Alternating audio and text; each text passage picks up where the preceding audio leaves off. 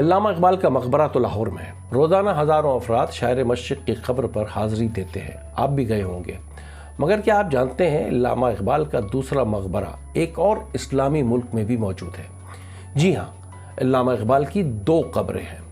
ایک شخص کی 2 قبریں کیسے؟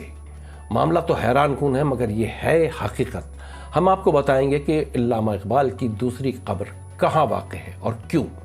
ڈاکٹر محمد اقبال سیالکوٹ میں پیدا ہوئے۔ ان کی آخری آرامگاہ بادشاہی مسجد کے قریب حضوری باغ میں موجود ہے، جس میں انہیں سپرد خاک کیا گیا۔ مگر جناب، علامہ اقبال کا دوسرا مقبرہ ترکی میں بھی موجود ہے، ترکی کے شہر قونیا میں۔ جی ہاں، مولانا روم کا شہر قونیا۔ اقبال رومی کو اپنا مرشد قرار دیتے تھے۔ اقبال کی شاعری پر رومی کا اثر واضح نظر آتا ہے۔ مولانا روم کی مثنوی دنیا کی سب سے زیادہ پڑھی جانے والی کتابوں میں سے ایک ہے۔ مولانا رومی کے سامنے ایک جانب علوم اسلامی تھے تو دوسری جانب یونانی فلسفہ۔ اقبال کے سامنے ایک طرف اسلامی علم تو دوسری جانب مغربی فکر۔ دونوں کے کلام میں خداوند عز و جل، اسلام، قرآن، خودی، بندگی اور نئی سوچ موجود ہے۔ اگرچہ رومی اور اقبال میں 700 سال کا فاصلہ ہے، مگر اقبال خود کو رومی کا مرید جانتے تھے۔ علامہ اقبال کے صاحبزادے ڈاکٹر جاوید اقبال اپنی کتاب اپنا گریباں چاک میں اقبال اور رومی کا تعلق ایسا ہی بتاتے ہیں جیسے رومی اور شمس تبریز کا تھا۔ حقیقت یہ ہے کہ ترکی میں علامہ اقبال کو اپنے عہد کا مولانا روم قرار دیا جاتا ہے۔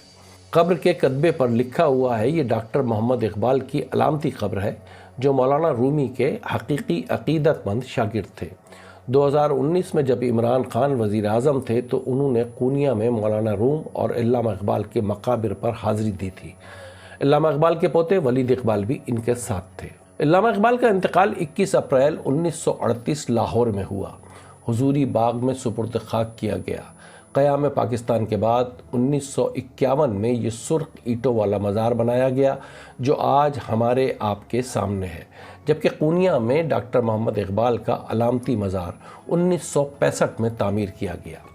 قونیا آج بھی مولانا روم کا شہر جانا جاتا ہے۔ یہیں ان کا مقبرہ بھی موجود ہے، جہاں دنیا بھر میں پھیلے رومی کے عقیدت مند حاضری دیتے ہیں۔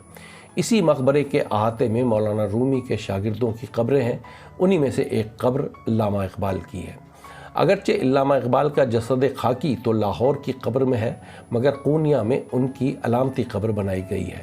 یہ علامتی قبر علامہ اقبال اور مولانا روم کے روحانی تعلق کو بیان کرتی ہے۔ اگر آپ نے بال جبریل کی نظم پیر و مرید پڑھی ہے تو یہ اس روحانی تعلق کی گہرائی کو جان سکتے ہیں۔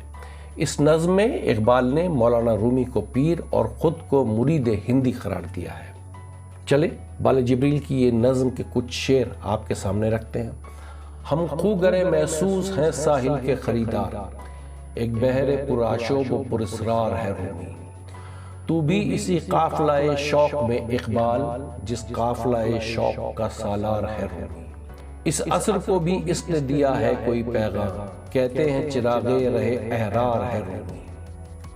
مسٹر ڈاکیومنٹری چینل کو سبسکرائب کریں اور ہاں، بیل آئیکن کو دبانا نہ بھولیں تاکہ نئی معلومات آپ تک بر وقت پہنچے۔